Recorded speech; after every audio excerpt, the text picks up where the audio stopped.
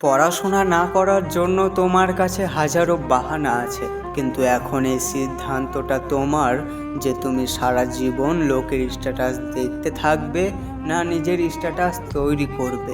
পা চেটে কখনোই রাজা হওয়া যায় না, বরং নিজের ক্ষমতায় এটাকে অর্জন করে নিতে হয়। যদি কখনো কেউ তোমাকে অপমান করে আর কারোর সাথে দেখা করতে গিয়ে যদি কেউ তোমাকে ইনকার করে, তার মানে বুঝে নিও এই সমাজে তোমার কোনো দাম নেই।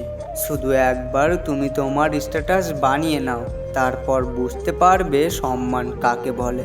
বন্ধু, এমন কিছু করো যে মানুষগুলো তোমাকে আজ পছন্দ করে না, সেই মানুষগুলোই আগামীকাল তোমাকে দেখার জন্য যেন ছটফট করে। আরে বন্ধু, মানুষ যখন বদলাতে পারে তো ভাগ্য কেন নয়?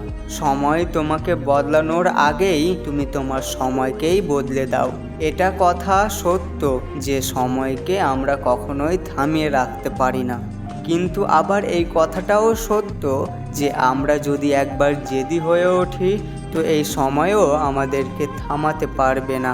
নিজের সাথে ওয়াদা করো যে জিতবো তো আমি। তুমি যতটা ভাবো পরিশ্রম তার চেয়ে বেশি করো। কপালে লেখা নেই এটা ভেবে হার মেনে নিও না, বরং কপালে না থাকা জিনিসগুলোও চেষ্টা করার কারণে পাওয়া যায়। হেরে যাওয়া খারাপ নয়, বরং হার মেনে নেওয়া খারাপ।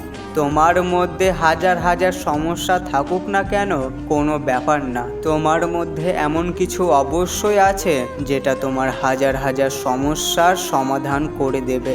চেনার চেষ্টা করো নিজেকে এবং কখনোই লুজার ভেবো না নিজেকে। তোমার ইচ্ছে শক্তির কাছে দুনিয়ার কোনো শক্তি টিকে থাকতে পারবে না।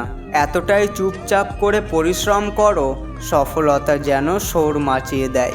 জিজ্ঞেস করিও না ভাগ্যকে যে এই ভাগ্য আমাকে দিয়েছে বাকি, বরং প্রশ্ন নিজেকে করো যে আমি এখন করেছি বাকি।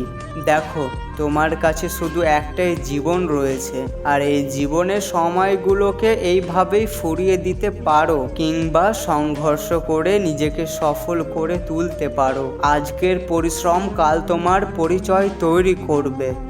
আবার দেখা হবে তোমাদের সাথে পরবর্তী ভিডিওতে। সবাই ভালো এবং সুস্থ থেকো। খোদা হাফেজ।